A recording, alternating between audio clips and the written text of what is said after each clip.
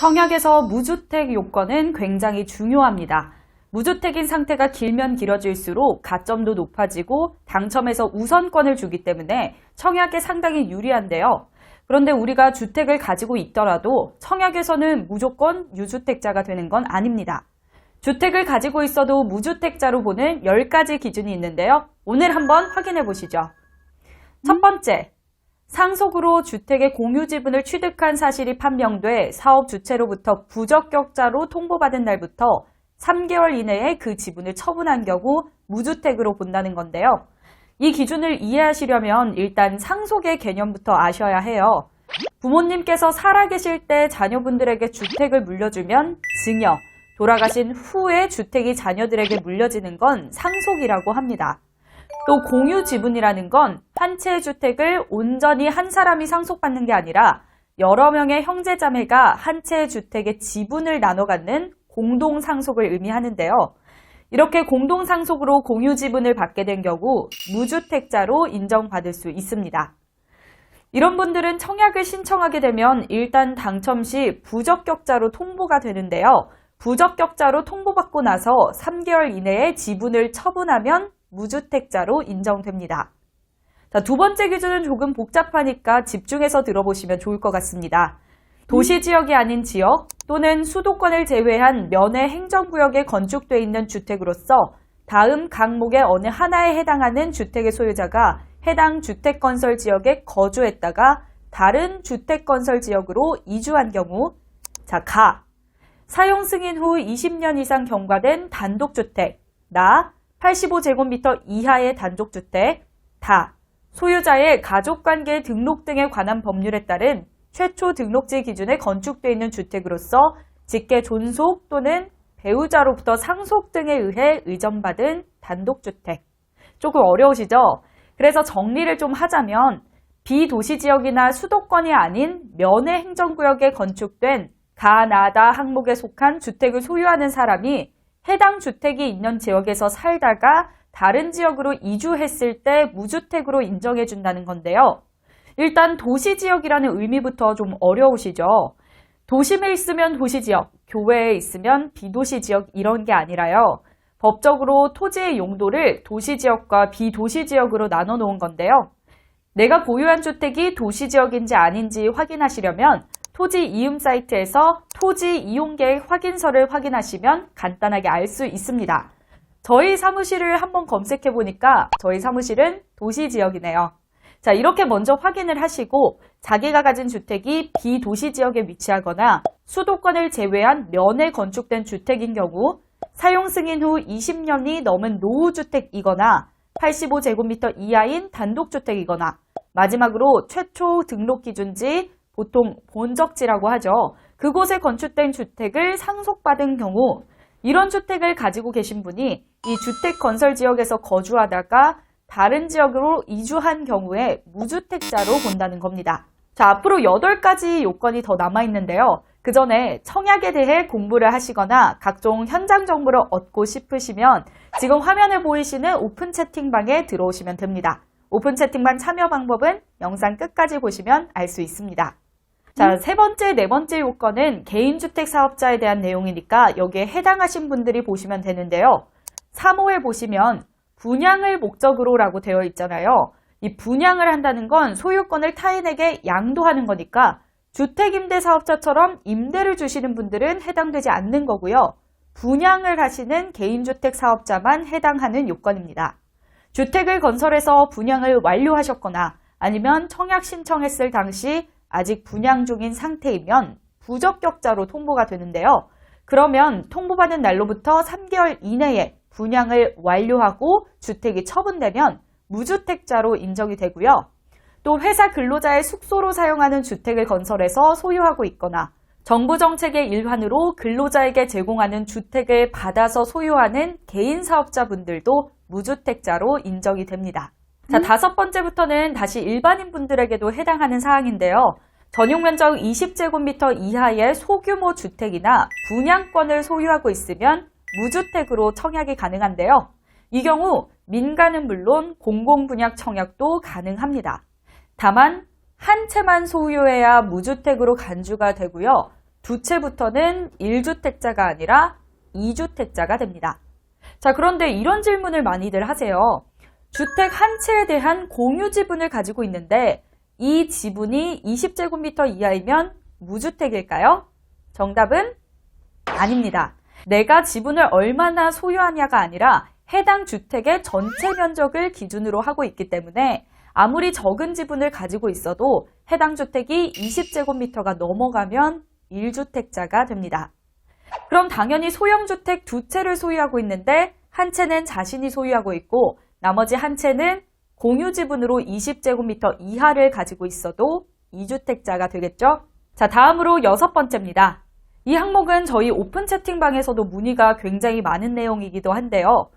60세 이상의 직계 존속이 주택 또는 분양권 등을 소유하고 있는 경우입니다. 자, 보통 청약에서 무주택 세대 구성원을 판별하는 기준에는 직계 존속과 비속도 들어가기 때문에 본인이 집을 소유하지 않더라도 같은 세대 안에서 한 명이라도 주택을 소유하고 있으면 무주택 세대 구성원 요건을 충족할 수 없는데요. 이 요건에 따라 같은 세대 내에 있는 직계 존속, 즉 부모님이나 조부모님이 주택이나 분양권을 가지고 있더라도 만 60세 이상이시라면 본인을 무주택자로 본다는 겁니다. 자, 다만 주의할 점은 공공임대주택과 노부모 특별공급 청약을 넣을 때는 이 요건에 부합하더라도 무주택으로 인정되지 않고요. 민영주택 일반공급 청약을 할 때는 이 요건에 따라 무주택으로 인정이 되지만 대신에 해당 주택을 소유하신 직계 존속은 부양가족 수에 포함되지 않습니다. 그렇기 때문에 만약 이 기준으로 무주택자로 인정받으실 분들은 청약을 넣으실 때 주택 소유자이신 부모님이나 조부모님을 부양가족 수에서 꼭 빼셔야 합니다. 자, 또한 부모님이 소유하신 주택이 공동명의인데 한 분은 60세 이상이시고 또 한 분은 만 60세 미만일 경우 이때는 무주택으로 인정받을 수 없고 1주택자가 됩니다. 모두 만 60세 이상이어야 한다는 거 꼭 기억하셔야 하고요. 또 부모님이 두 분이 모두 만 60세 이상이셔도 각각 주택을 한 채씩 보유하시면 총 2주택이 되기 때문에 1주택 초과분에 대해서는 가점제에서 5점씩 감점되게 됩니다. 자, 7번째는요. 건물 등기부 또는 건축물 대장 등의 공부상 주택으로 등재되어 있으나 주택이 낡아 사람이 살지 아니하는 폐가이거나 주택이 멸실됐거나 주택이 아닌 다른 용도로 사용되고 있는 경우입니다. 우리가 사실 폐가도 공부상 주택이라서 소유하고 있으면 1주택자가 되는 건데요. 이렇게 사실상 관리가 잘 안 되어 있어서 살기가 어려운 폐가가 되었거나 주택이 해체, 노후화, 재해 등으로 멸실이 됐으면 무주택자로 인정을 해주고요. 또 공부상 주택이지만 사실상 상가, 근린생활시설, 숙박시설 등 다른 용도로 사용하고 있을 경우 청약을 신청해서 부적격 통보를 받은 후 3개월 내로 해당 주택을 멸실시키거나 실제로 사용하는 용도로 용도 변경을 하면 무주택자로 인정을 해줍니다. 자, 8번째 무주택 인정 요건입니다. 무허가 건물을 소유하고 있는 경우인데요.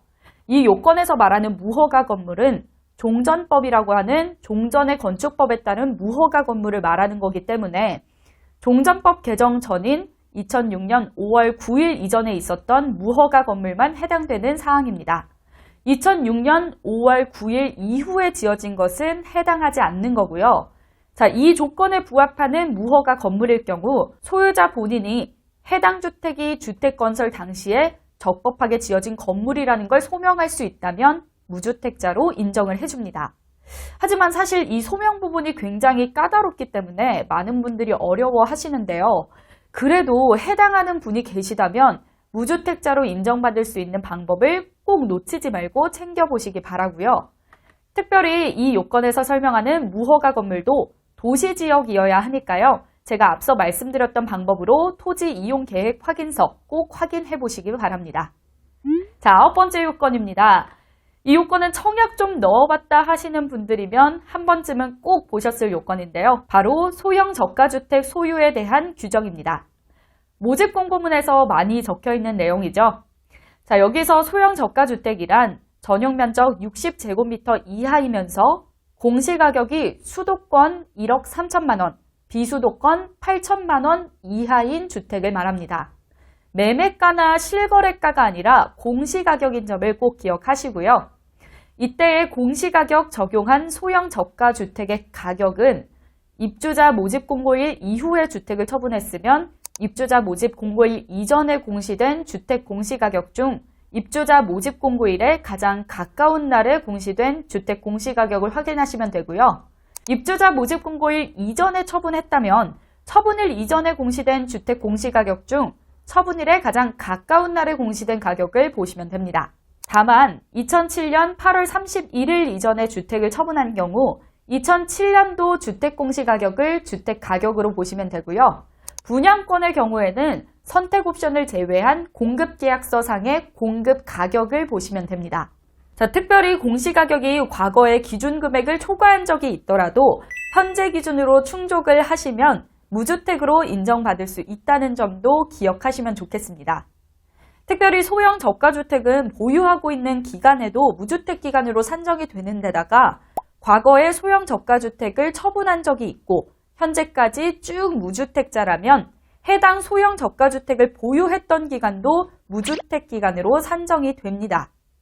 그리고 요건에 명시된 것처럼 소형 저가주택은 1호 또는 한 세대만 소유했을 때 무주택자로 인정을 해주는 거고요. 2호나 2세대를 소유한 경우 2주택자가 됩니다. 자, 그렇다면 소형 저가주택 1호, 일반주택 1호 이렇게 소유하면 어떻게 될까요? 이것도 2주택자인 걸로 봅니다. 특별히 요건에는 안 적혀 있지만 주의할 점을 몇 가지 알려드리면요. 소형 저가주택의 경우 앞서 말씀드린 면적과 공시가격 기준이 부합하다면 공동명의로 보유한 경우에도 공동명의자 모두 무주택자로 인정을 하고요. 만약에 한 주택에 대해 지분만 소유한 거여도 소형 저가주택 여부는 해당 주택의 전체 면적을 기준으로 판단하기 때문에 소유 지분이 40제곱미터여도 주택의 전체 면적이 100제곱미터인 주택이면 유주택자가 되는데요. 이때 기준 면적은 건축물 대장상 주거용 면적만 포함이 됩니다. 그래서 만약에 100제곱미터인 주택을 소유하고 있어도 주거용 면적이 50제곱미터, 다른 용도인 면적이 50제곱미터 이렇게 되어 있는 건물이면 주거용 면적이 60제곱미터 이하이기 때문에 소형주택에 포함이 됩니다. 그렇기 때문에 내가 가지고 있는 주택이 60제곱미터가 넘더라도 용도 면적을 꼭 확인해 보시는 게 좋고요. 특별히 소형 저가주택 소유를 무주택으로 인정하는 건 민연주택 일반 공급 청약에서만 가능하고 특별 공급에서는 유주택자로 보니까 이 부분도 유의하시면 좋겠습니다. 자, 마지막 10번째 요건입니다. 입주자를 선정하고 남은 주택을 선착순의 방법으로 공급받아 분양권 등을 소유하고 있는 경우인데요. 입주자를 선정하고 남은 주택을 선착순의 방법으로 공급받았다라는 건 우리가 청약에서 2순위까지 다 끝났는데 청약 신청자가 적어서 경쟁 없이 미분양 주택인 경우 선착순으로 공급받았다면 해당 분양권은 청약 시 무주택자로 본다는 의미입니다. 자, 여기서 미분양과 미계약을 헷갈려 하시는 분들이 많아서 간단하게 설명을 해드릴게요. 미분양과 미계약 분양권에 청약하는 걸 우리가 무순위 청약이라고 하죠. 청약에서 1, 2순위 내에서 모두 미달이 나지 않았는데 당첨된 사람 중에서 계약을 포기해서 나온 물량을 미계약 분양권이라고 하는데 이 미계약 분양권에 대해서 무순위 청약을 해서 당첨이 되면 이 분양권은 주택수에 포함이 됩니다.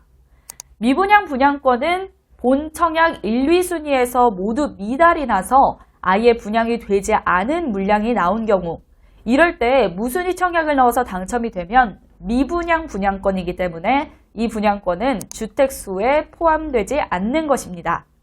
이렇게 같은 무순위 청약이어도 미계약 분양권이냐 미분양 분양권이냐에 따라서 무주택 인정이 달라지기 때문에 꼼꼼하게 따져보시면 좋을 것 같습니다. 그리고 추가로 미분양 미계약 상관없이 분양권에 당첨된 게 아니라 매매 거래를 통해서 매수한 분양권이라면 무조건 주택수에 포함이 된다는 것까지 알아두시면 됩니다. 자, 오늘 이렇게 청약에서 무주택자로 인정받는 법들을 살펴봤는데요. 각 기준을 잘 알아두셔서 청약 넣으실 때 당첨 확률을 높이시면 좋을 것 같고요. 댓글과 영상 설명란을 참고하시면 저희 오픈 채팅방도 들어올 수 있으니 들어오셔서 청약은 물론 다양한 투자 정보도 알아가시기 바랍니다. 고맙습니다.